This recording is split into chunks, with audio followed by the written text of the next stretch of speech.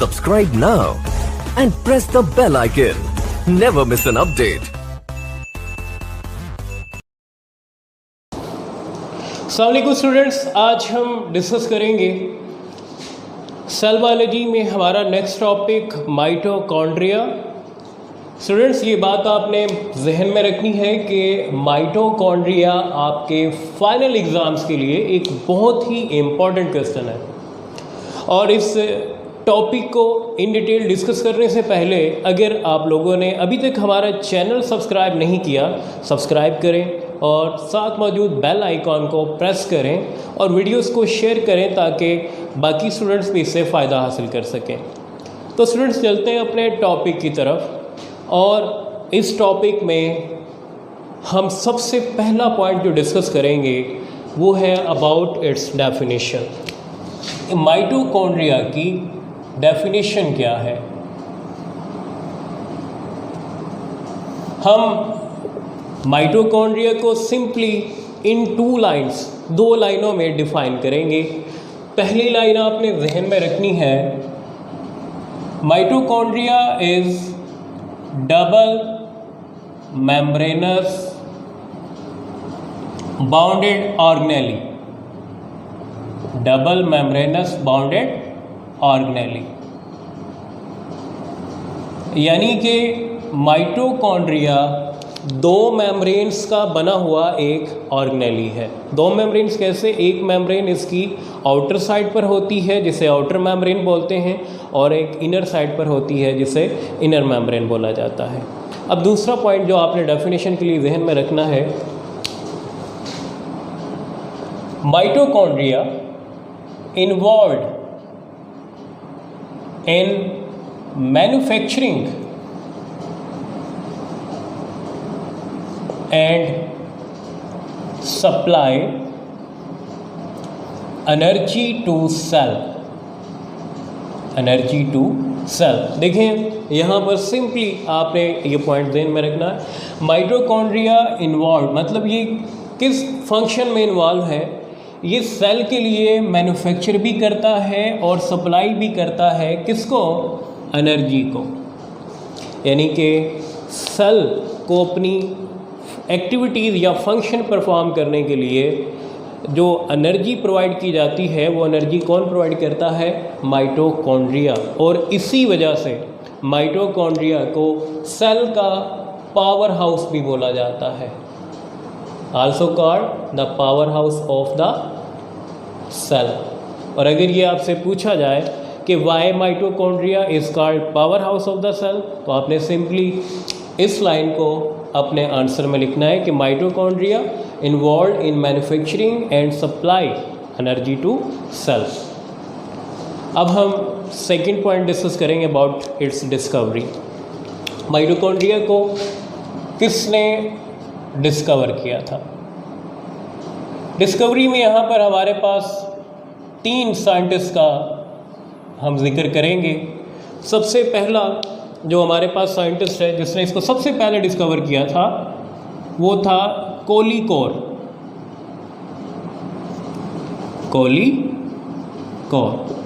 कोलिकोर ने 1857 में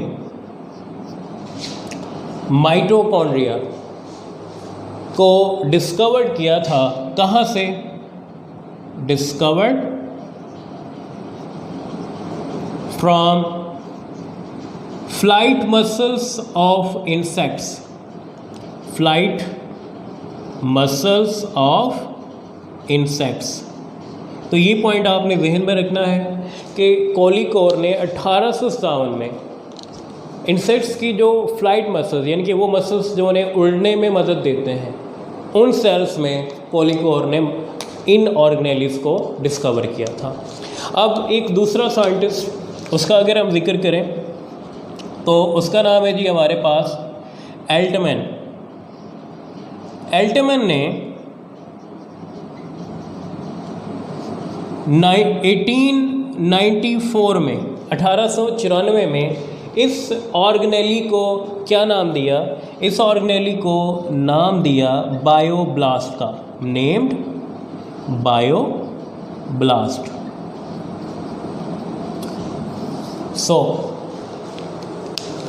फिर हम यहाँ पर हम देखेंगे एक और साइंटिस्ट का वर्क जिसका नाम क्या है, बेंडा। बेंडा ने 1897 में इस ऑर्गेनेली को माइटोकॉन्ड्रिया का नाम दिया। सो बेंडा नेम्ड माइटोकॉन्ड्रिया। तो यहाँ पर इसकी मैं हिस्ट्री जो है एक बार मैं फिर रिपीट कर देता हूँ। इस ऑर्गेनेली को सबसे पहले डिस्कवर किया कॉलीकॉर ने। कहाँ से डिस्कवर किया था? Flight muscles of insects. फिर एल्टमन ने 1894 में इस ऑर्गेनेली को नाम दिया बायोब्लास्ट का, और 1897 में बेंडा ने इसे क्या नाम दिया था? इसे नाम दिया माइटोकॉन्ड्रिया का। अब हम थर्ड पॉइंट डिस्कस करेंगे, that is about its occurrence. मतलब हम यहाँ देखेंगे कि माइटोकॉन्ड्रिया जो है ये किन सेल्स में मौजूद होता है। तो देखें, अगर हम इनकी प्रेजेंस की बात करें कि किन सेल्स में मौजूद होता है, तो ये प्रेजेंट हैं in eukaryotic cells. Eukaryotic cells ये यूकैरियोटिक सेल्स में पाए जाते हैं। और ये किन में मौजूद नहीं होते? एब्सेंट है ये किन में? इन प्रोकैरियोटिक सेल्स। प्रोकैरियोटिक सेल्स में ये एब्सेंट होते हैं। तो ये तीसरा पॉइंट भी हमने डिस्कस कर लिया। अब हम डिस्कस करेंगे अबाउट फोर्थ पॉइंट, जो क्या है वो है अबाउट इट्स नंबर्स, कि क्या तमाम सेल्स में माइटोकॉन्ड्रिया एक ही तादाद में पाए जाते हैं? आपने ये बात जहन में रखनी है, mitochondria varying in numbers in different cells. कहते हैं कि मुख्तलिफ सेल्स में माइटोकॉन्ड्रिया की तादाद मुख्तलिफ होती है। तो ये मुख्तलिफ क्यों होती है? देखें, किसी सेल्स में माइटोकॉन्ड्रिया ज़्यादा तादाद में होंगे और किसी में कम। ऐसा क्यों होता है? आंसर आपने सिंपली ज़हन में रखना है कि मोर नंबर्स, इनकी ज़्यादा तादाद किन में है? देखें यहाँ पर ज़हन में रखेंगे ये points. More numbers in more active cells, यानी कि वो सेल्स जो ज़्यादा एक्टिव होते हैं, यानी कि जो ज़्यादा फंक्शन परफॉर्म करते हैं, उनमें माइटोकॉन्ड्रिया की तादाद ज़्यादा होगी। फॉर एग्ज़ाम्पल हम इसकी एग्ज़ाम्पल दे सकते हैं, वो इंसेक्ट्स फ्लाइट मसल्स। इंसेक्ट्स के जो फ्लाइट मसल्स होते हैं वहाँ पर माइटोकॉन्ड्रिया बहुत ज़्यादा तादाद में मौजूद होते हैं। क्यों? क्योंकि आप ये बात ज़हन में रखें, फ्लाइट मसल्स, इंसेक्ट्स हर वक्त उड़ने के लिए उन मसल्स को यूज़ करते रहते हैं, और उन मसल्स में से जो सेल्स हैं वो एनर्जी हर वक्त यूज़ करते रहते हैं। तो उन्हें क्योंकि ज़्यादा एनर्जी चाहिए होती है, तो वहाँ पर ज़्यादा क्या होंगे? माइटोकॉन्ड्रिया होंगे, ताकि उन्हें ज़्यादा एनर्जी बना कर देते रहें। अब सेकंड पॉइंट तो आप समझ चुके होंगे कि ये लेस नंबर्स इनका किन में होगा? लेस नंबर्स, कम तादाद किन में होगी जी?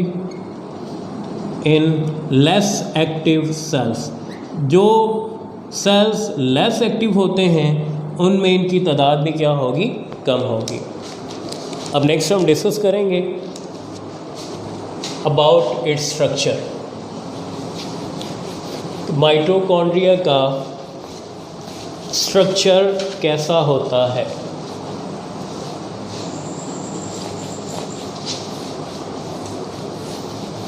देखिए, हमारे पास हमारी टेक्स्ट बुक में स्ट्रक्चर्स का जो जिक्र किया गया है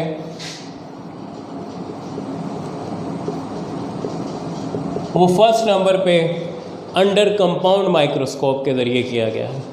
अगर हम स्ट्रक्चर देखें under compound microscope, under compound microscope, तो हमें इसकी तीन शेप्स नज़र आती हैं।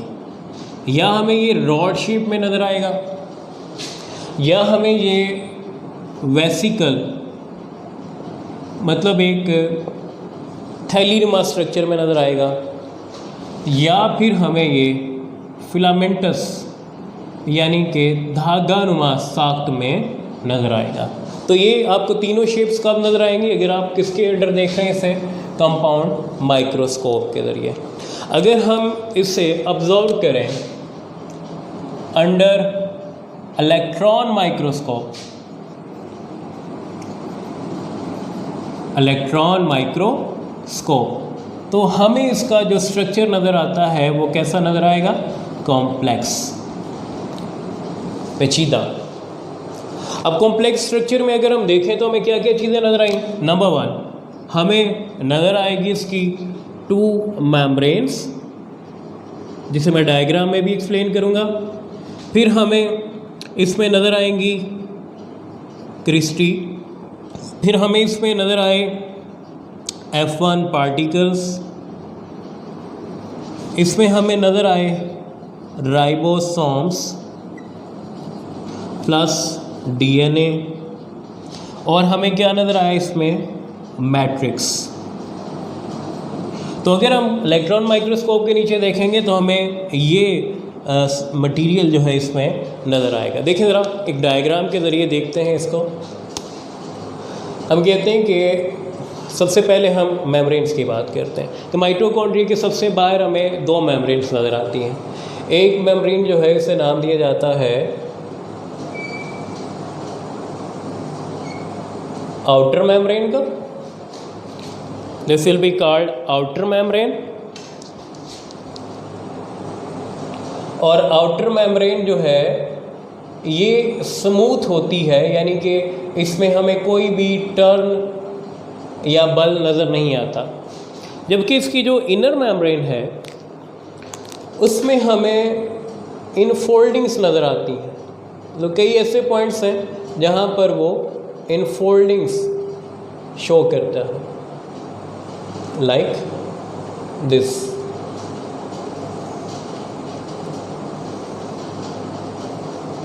अब ये बात आपने जहन में रखनी है कि ये इसकी जो इनर मेम्ब्रेन है, एक तो ये स्मूथ नहीं है, इसमें क्या नज़र आ रही है आपको? इनफोल्डिंग्स। इन इनफोल्डिंग्स को एक स्पेसिफिक नाम दिया जाता है, और ये क्वेश्चन बहुत इंपॉर्टेंट है। इन्हें नाम दिया जाता है क्रिस्टी का।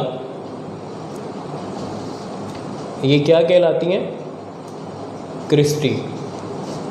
The enfoldings of inner membrane of mitochondria are called cristae। और क्रिस्टी की अगर हम बात करें तो क्रिस्टी के अगर हम मज़ीद माइक्रोस्कोप के ज़रिए से ऑब्ज़र्व करें तो यहाँ हमें नोब लाइक स्ट्रक्चर्स नज़र आती हैं, लाइक दिस। नोब मतलब बटन की तरह की हमें साख्तें नज़र आती हैं।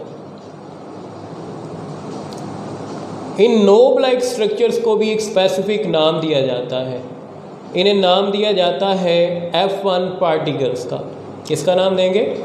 F1 पार्टिकल्स का। तो यहाँ पर सिंपली आपने लिखना है कि ये नोब लाइक स्ट्रक्चर्स क्या कहला रही हैं? F1 particle. किस तरह का इनकी शक्ल है? Knob like.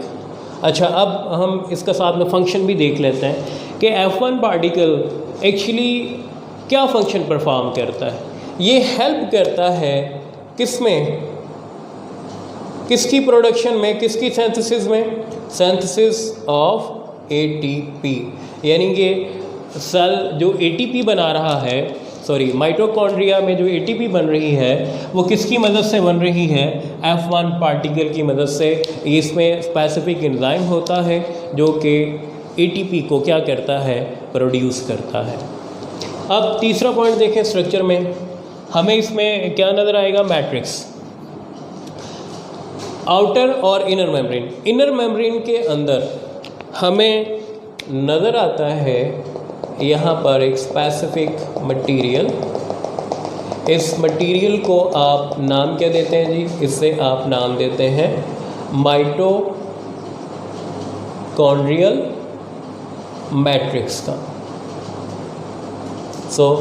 ये जो आपको इनर मेम्ब्रेन के अंदर मटेरियल नज़र आएगा, ये मटेरियल क्या कहलाता है? Mitochondrial matrix. अब याद रखें कि जो माइटोकॉन्ड्रियल मैट्रिक्स है इसकी अगर हम बात करें तो इसमें क्या क्या मौजूद होता है। माइटोकॉन्ड्रियल मैट्रिक्स में हमें जो है यहाँ पर मौजूद नज़र आएंगे, एक तो एंजाइम्स यहाँ मौजूद होंगे और दूसरा यहाँ पर मौजूद होंगे राइबोसोम्स। क्या मौजूद होंगे? राइबोसोम्स। और यहाँ पर क्या मौजूद होगा इसका? Circular DNA. ये आगे जिसका डीएनए और ये क्या है जिसके? राइबोसोम्स। क्योंकि माइटोकॉन्ड्रिया के अंदर डीएनए भी इसका अपना है और राइबोसोम भी इसके क्या हैं? अपने हैं। तो लिहाजा इसे अपनी नई कॉपी बनाने के लिए सेल के न्यूक्लियस में मौजूद डीएनए की इंफॉर्मेशन की ज़रूरत नहीं होती, क्योंकि इस ऑर्गेनेली के पास अपना क्या है?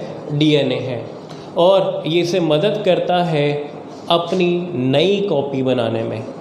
इसी वजह से इस माइटोकॉन्ड्रिया को एक स्पेसिफिक नाम दिया जाता है, इसे बोला जाता है self replicating organelle. Self replicating organelle हम इसे क्यों कहते हैं? क्योंकि ये राइबोसोम्स के ज़रिए अपनी प्रोटीन बना सकता है और डीएनए की कॉपी बनाकर अपने नए डीएनए बना सकता है। जब ये दोनों चीज़ें बन जाएंगी तो फिर ये अपनी नई कॉपी बना सकता है और इसी वजह से इसे क्या नाम दिया जा रहा है? सेल्फ रेप्लिकेटिंग ऑर्गेनेली का। अब एक और पॉइंट आपने ध्यान में रखना है कि ये जो आपके पास क्या मौजूद है जी? Mitochondrial matrix. यहाँ पर क्योंकि एंजाइम्स भी मौजूद हैं, बहुत सारे मेटाबॉलिक प्रोसेसेस परफॉर्म होते हैं। मेटाबॉलिक प्रोसेसेस कौन से परफॉर्म होते हैं? अगर हम उनकी बात करें, like metabolic processes are performed in mitochondrial matrix. देखें यहाँ पर परफॉर्म हो रहे हैं क्रेब्स साइकिल। ये आप चैप्टर नंबर 11 में इन डिटेल डिस्कस करेंगे और तकरीबन इसका हाफ चैप्टर जो है वो सेलुलर रेस्पिरेशन और क्रेब्स साइकिल इन्हीं टॉपिक पर मुश्तमिल है। अच्छा, मेटाबॉलिक प्रोसेस में एक प्रोसेस कौन सा हो रहा है? Krebs cycle. दूसरा कौन सा हो रहा है? Cellular respiration. और तीसरा यहाँ पर कौन सा स्टेप चल रहा है जी? फैटी एसिड की क्या हो रही है? यहाँ पर ब्रेक डाउन हो रही है।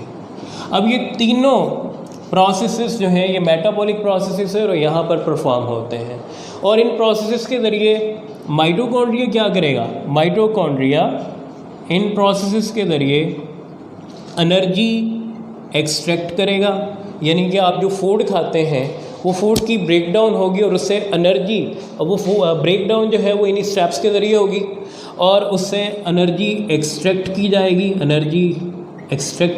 निकाली जाएगी और उस एनर्जी को किस में कन्वर्ट किया जाएगा? उस एनर्जी को कन्वर्ट किया जाएगा in the form of ATP. अब एटीपी सेल की वो इम्पोर्टेंट करेंसी यूनिट है, मतलब सेल ने अगर एनर्जी यूज़ करनी है तो वो तभी यूज़ करेगा अगर एनर्जी किस फॉर्म में मौजूद है? एटीपी की फॉर्म में मौजूद है। अदरवाइज़ वो डायरेक्टली जो है वो एनर्जी को यूज़ नहीं कर सकता, क्योंकि जो आप फूड खाते हैं वो स्टेबल होती है और ये जब फूड इन प्रोसेसेस के ज़रिए इन प्रोसेसेस से गुज़रती है तो वो अनस्टेबल फॉर्म ऑफ एनर्जी यानी कि एटीपी में कन्वर्ट हो जाती है और इस एटीपी को कौन यूज़ करते हैं? सेल यूज़ करते हैं। सेल क्यों यूज़ करते हैं? अपनी प्रॉपर फंक्शनिंग के लिए, ताकि वो अपने प्रॉपर फंक्शन परफॉर्म कर सकें। तो ये था स्टूडेंट्स आज का हमारा टॉपिक।